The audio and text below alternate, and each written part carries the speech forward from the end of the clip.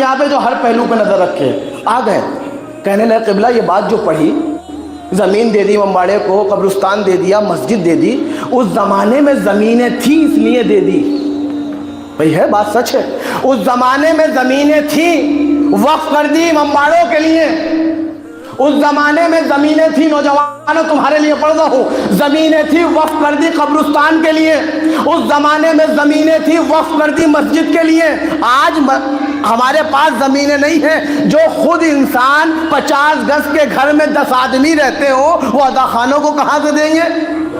یہ بات تو صحیح ہے. جو خود 50 گز کے گھر میں 10 آدمی رہ رہے ہیں وہ ادا خانوں کو کہاں سے دیں گے؟ میں نے کہا بھائی بات صرف سمجھنے کی ہے.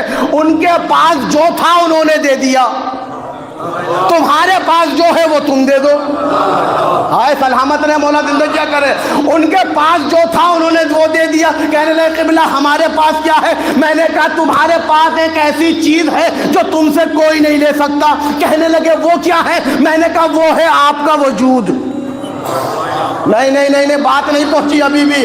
وہ ہے آپ کا وجود, وہ آپ سے کوئی نہیں لے سکتا. کہنے لگے کیا مطلب؟ میں نے کہا زمینیں تھی ان کے پاس, قبرستان کو دے دی. زمینیں تھی ان کے پاس, امام باڑے کو دے دی. زمینیں تھی ان کے پاس, مسجدوں کو دے دی. آپ کے پاس آپ کا وجود ہے, وہ کوئی آپ سے نہیں لے سکتا.